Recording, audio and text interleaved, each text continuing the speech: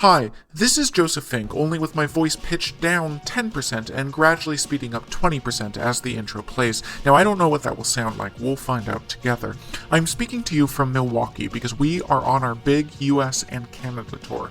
There's a few sold-out shows coming up, but tickets are still available for Austin, Denver, Boise, and of course our big crossover show with the Thrilling Adventure Hour at the San Diego Comic-Con. Badges are not needed to see this brand new show, and tickets are available now. We also will be doing a panel and daily signings at the Comic-Con, so go to welcometonightvale.com and click on shows to see the full schedule and get tickets to any or all events. In October and November, we will be touring the UK and Europe. Now, the UK and Ireland shows are basically sold out for now, although keep an eye out for the possibility of more tickets being released. But the rest of the stops are on sale and still available. Stockholm, Oslo, Copenhagen, Helsinki, Paris, Hamburg, Amsterdam, Cologne, Munich, and Berlin. Welcome to nightvale.com and click on shows. We cannot wait to come and see you all. Recordings of our last two live shows are still for sale. Pay what you want on nightvale.bandcamp.com or on iTunes for $1.99. Now, these are 2 hours of new material with guests and live music. You really should check them out. Meanwhile, on our store, we have new things. We have a Weird At Last shirt designed by Jessica Hayworth, the designer of our Scary Deer shirt and our recent tour poster. This shirt just has to be seen to be believed. And temporary Night Vale tattoos designed by the amazing Kate Leth. We also have a bunch of other things. Go to welcometonightvale.com and click on store, and all will be shown to you. Hey, if you like what we do here with our show and you want to help us out of this dark pit hidden with leaves that we fell into, it's been several days who trapped us here, please consider signing up for a small monthly donation. We really do depend on all of you. Those who donate a little more get a special personal audio thank you from Cecil himself. Go to welcometonightvale.com and click on donate to do that thing. This has been Joseph Fink, and I have no idea what my voice sounds like by now. And hey, thanks. Home is where the heart is. We found it one day in the sink. It hums things late at night, but they are not songs. Welcome to Night Vale.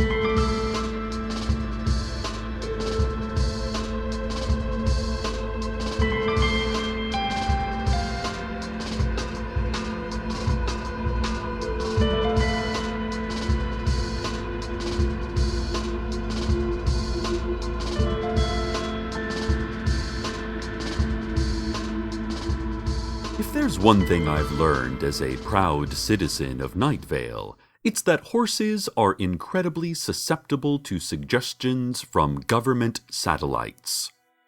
But I've also learned that Night Vale is a community that cares about education.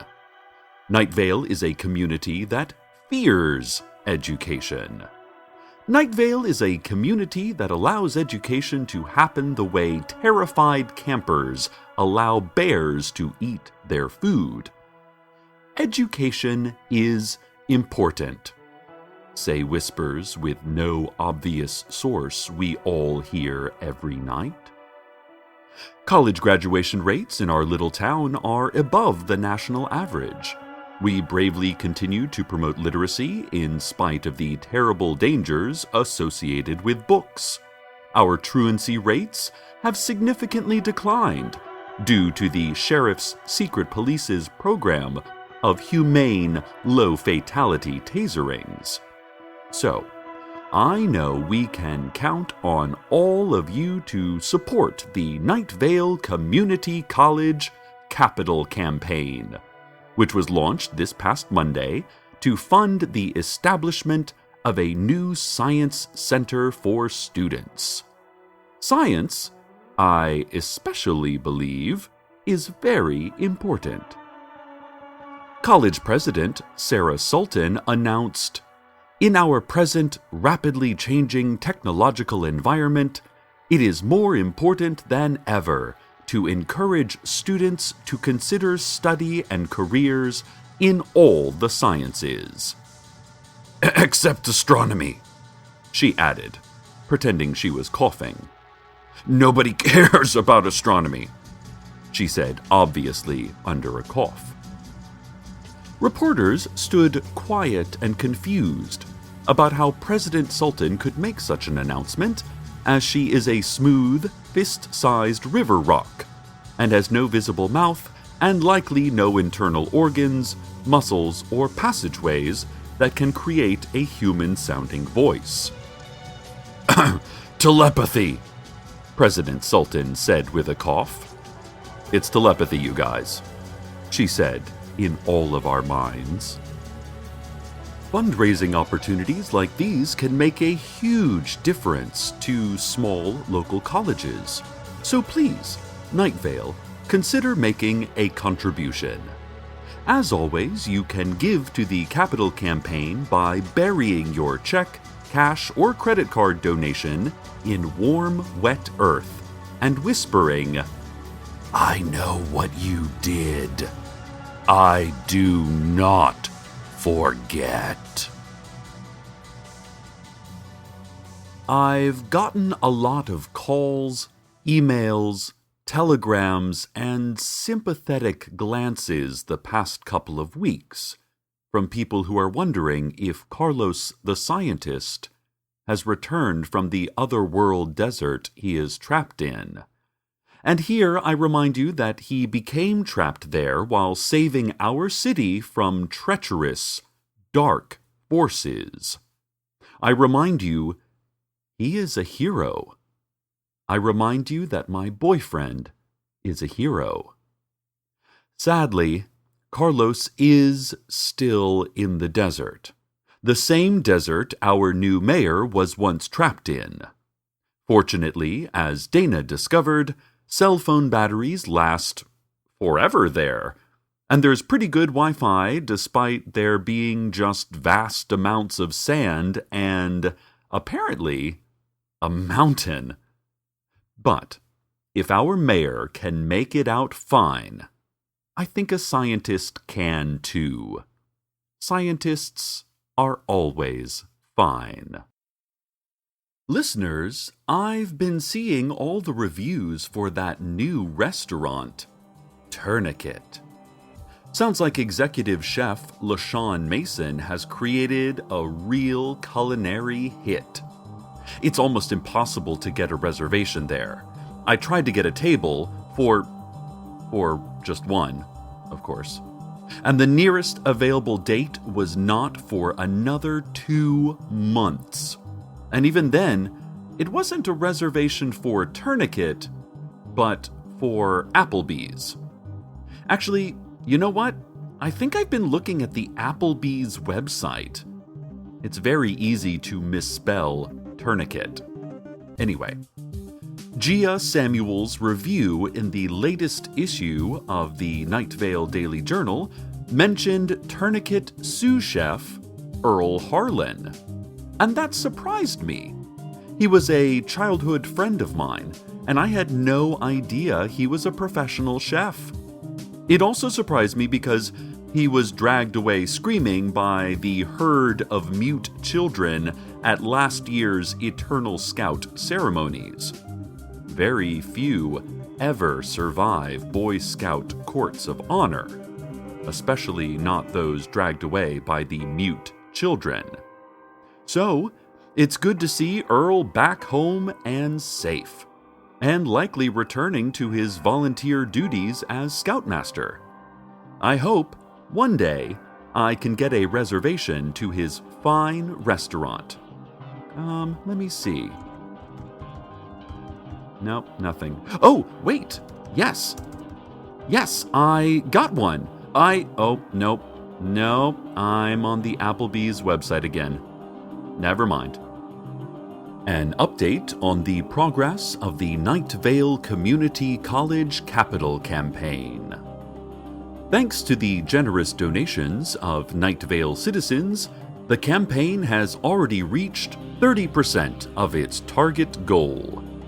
A particularly notable gift was made by local eccentric recluse and proud alumna, Mrs. Sylvia Wickersham. The college fundraising staff was caught off guard by this donation, as no one has heard from or seen Mrs. Wickersham in over a decade. Also, the gift was a fine porcelain vase filled with 24 English Angora rabbits. College representatives expressed their gratitude for Mrs. Wickersham's generous and super cute contribution, of course, but would like to remind the greater community that it is preferred that donations be made via cash, check, credit card, spinal columns, or other common negotiable currencies. Money, college representatives added helpfully, through the narrow crack of a slightly lifted manhole cover on Main Street. You know, the kind you use to procure goods and services when you still have a physical form. They added in spray-painted bubble graffiti on the side of an abandoned warehouse near the train tracks. More on this, as there is more on this. Night Vale, our new leader, is almost here. This Friday is inauguration day for our new mayor, Dana Cardinal, who used to be an intern at this very radio station. Dana may, in fact, be the most successful intern this station has ever had.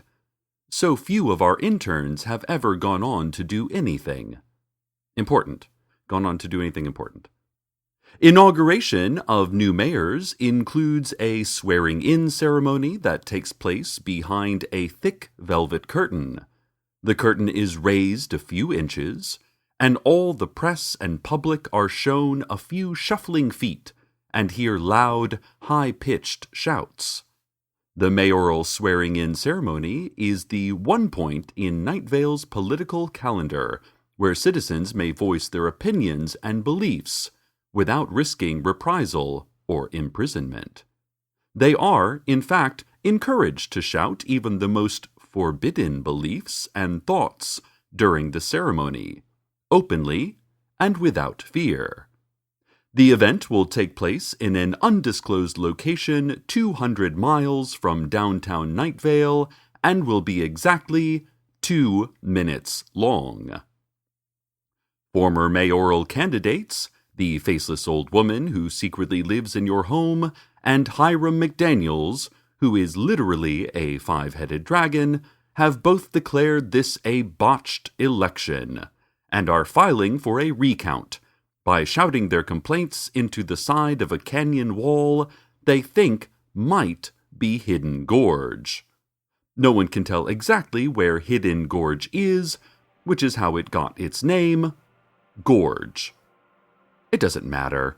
I'm ecstatic for our new mayor. It'll be weird having a former intern as a leader, but I just think she'll do a wonderful job. Congratulations, old, young friend. I've just been informed that Mrs. Sylvia Wickersham has made another large donation to the Night Vale Community College Capital Campaign. This one consisting of 1,000 live and extremely fluffy rabbits. The Capital Committee is beginning to have difficulty finding space on campus to house her donations. What foliage existed on campus has been immediately devoured. Several of the botany program's greenhouses have been broken into and ransacked. And many of the rabbits have reportedly entered the student center, refusing to wait in line before ordering at the snack bar and taking way more napkins than they need. In an effort to make the most of this impressive endowment, the Capital Committee is currently discussing the possibility of repurposing some of the rabbits toward residents' life operations. English Angora rabbits are well known for their thick, soft, silky wool, so the college's student housing office feels this presents an opportunity to make new blankets and rugs and hats and blindfolds for students, as well as winter cloaks for the coyote-faced advisors that lurk about the student programs office. Representatives have attempted to contact Mrs. Wickersham to discuss the possible redistribution of her generous gifts, but without success. More curiously, when attempting to visit Mrs. Wickersham's home, committee members were informed by her neighbors that they have never actually seen Mrs. Wickersham, but they often have dreams of her. I mean, she never looks like herself, each of the neighbors stated. Generally, she appears as a hovering green box that pulses with light, and her voice sounds like an oboe playing a whole note, but like in this dream kind of way where I totally know it's her, they concluded. Some committee members raised questions about how an incorporeal dream being could donate wild animals, and also if maybe she could stop doing that. Those members were quietly removed from the room by other committee members. In any case, Night Vale, let us hold Mrs. Wickersham in our thoughts and, of course, dreams, and hope for her safe return, or possibly for an end to her rabbit donations. Both would be nice, but let's not be greedy, Night Vale. We all take what we can get in this life, you know? We take what we can get. Bad news from the Night Vale Community College, listeners. A donation of 5,000 English Angora rabbits in the name of Mrs. Sylvia Wickersham have just arrived at the college's fundraising headquarters. It's uncertain how they found their way there, as said headquarters had already been relocated to the underground emergency fundraising-related disaster bunker constructed in the 1970s by Dr. Erlis Biedermeier, the community college's all-time second least popular president.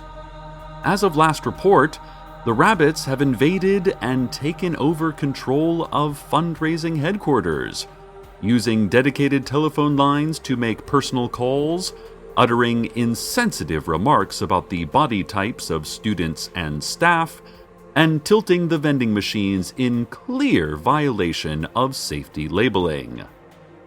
Simone Rigaudot, the transient who lives in the Earth Sciences building, says these are typical behaviors for this breed of rabbit and that she is not surprised. She also repeated her claim that the world ended more than 30 years ago before grunting some French cuss words and disappearing into a small, round hole in the wall.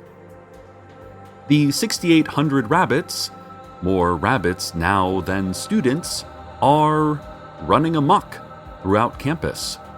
They have disrupted lectures and shown flagrant disrespect for faculty. They have joined academic and social organizations and are engaged in irresponsible drinking. There are even reports that these vulgar, cuddly rodents broke into the college president's office and licked viciously on President Sultan for several minutes before her administrative assistant could free her.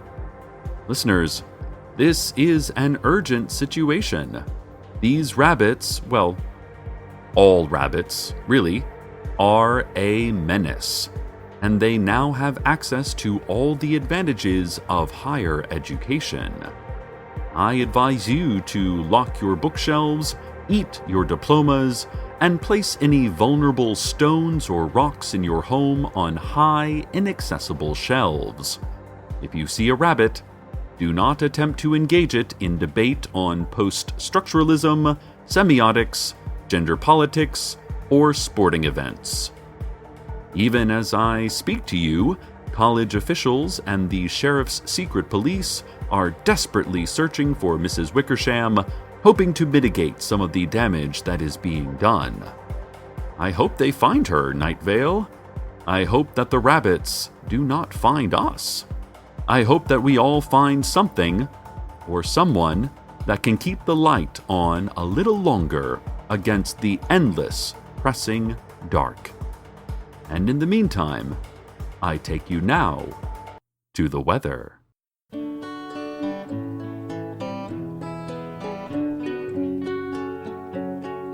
People bring me casseroles and pray for his immortal soul. They think I'm in widow's weeds, but pity's the last thing I need. I dress in black and wear a veil to hide bright eyes and skin so pale, and make sure that nobody sees the marks of love my lover leaves. Since the day they told me he was gone, haunts me faithfully from dusk till dawn. Hear him whisper sweetly in my ear, can't you see we got a good thing here? Feel his fingertips caress my hair, turn around and there is nothing there. Phantom arms around me sleeping near, can't you see we got a good thing here? Can't you see we got a good thing here? When some people pass away, they don't reach the heaven that they've prayed. Bitter about the fallacy their afterlife turned out to be. They bitch and moan and hide your keys or talk to psychics on TV. They just groan and shake their chains when I say my baby's on the physical plane. When I died upon that cold, cold night, made a promise never leave her side. Now she knows that there's nothing to fear. Can't you see we got a good thing here? Run my fingers through her hair. She turns around and there's nothing there. Wrap my arms around her sleeping near. Can't you see we got a good thing here? Can't you see we got a good thing here? My husband cooling in the grave, the worms crawling out. My lover's disembodied soul makes me so happy now. When they drew their pistols and they fired each one shot, how could I have imagined this sweet bliss would be my lot? I used to be an angry man. I wanted things that weren't mine. At 15 paces in the sand, I left that all behind. Now my spirits rise when she turns out her bedroom light. I gently haunt my lover in the cold and tender night. They try to comfort me with platitudes. They don't know I'm in a real fine mood. There's no reason I should shed one tear. Can't you see we got a good thing here? Don't talk to me of death, do us part. Between us we share a beating heart. Candles flicker in the chandelier. Can't you see we got a good thing here? Can't you see we got a good thing here? Can't you see we got a good thing here?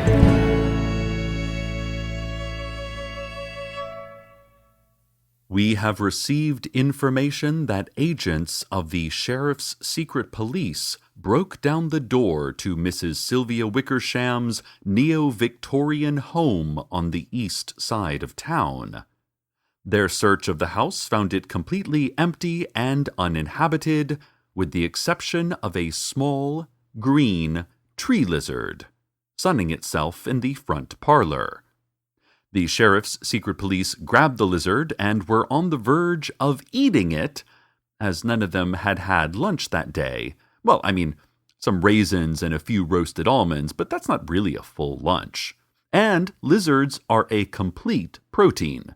But the Capital Campaign Committee stopped them.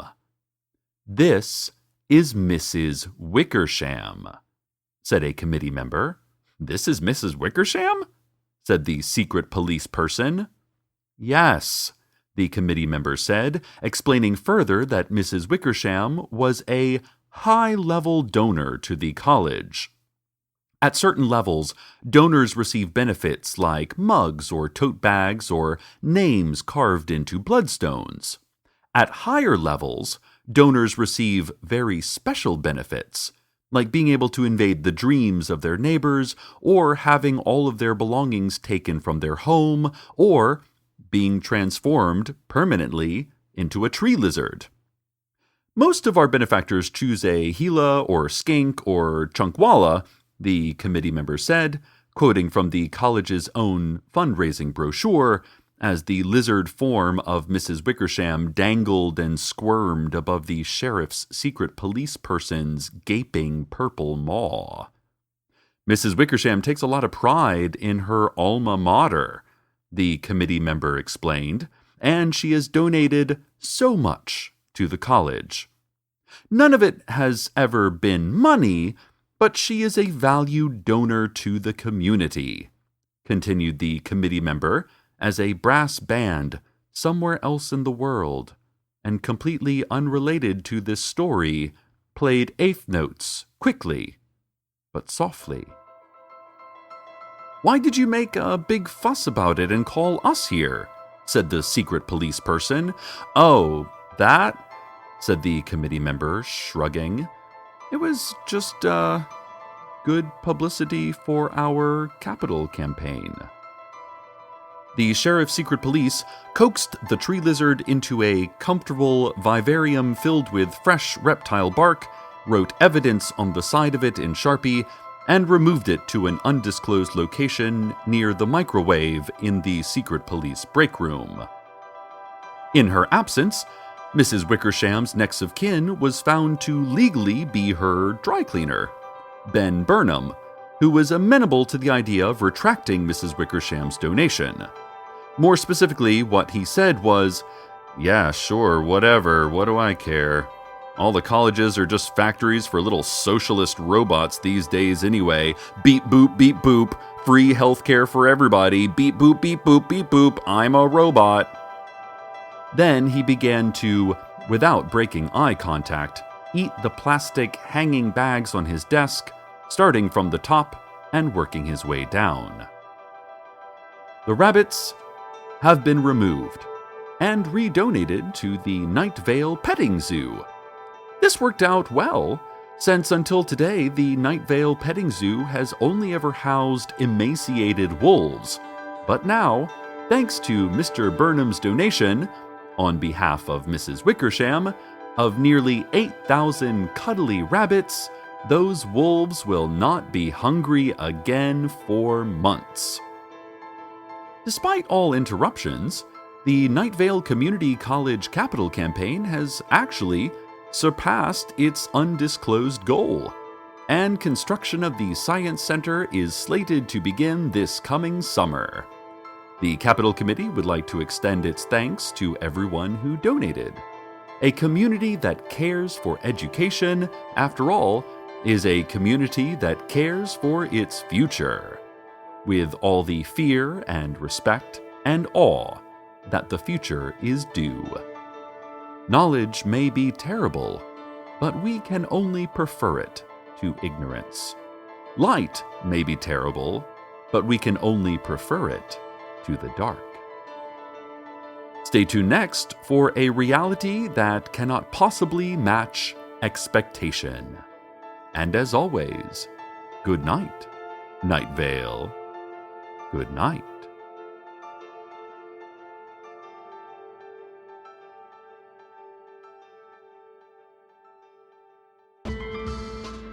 Welcome to Night Vale is a production of Commonplace Books. It is written by Joseph Fink and Jeffrey Craner, and produced by Joseph Fink. This episode was co-written with Ashley Lierman. The voice of Night Vale is Cecil Baldwin. Original music by Disparition. All of it can be found at disparition.info or at disparition.bandcamp.com, where he has a brand new album with guest work from Cecil Baldwin and Gabriel Royal. This episode's weather was Ghost Story by Charming Disaster. Find out more at charmingdisaster.com. Comments, questions, email us at nightvale@commonplacebooks.com or follow us on Twitter at Night Vale Radio. Check out welcometonightvale.com for more information on this show, as well as all sorts of cool Night Vale stuff you can own. And while you're there, consider clicking the donate link. That'd be cool of you. Today's proverb. Soccer is also commonly known as football, Canadian baseball, American football, violent jogging, and World War II.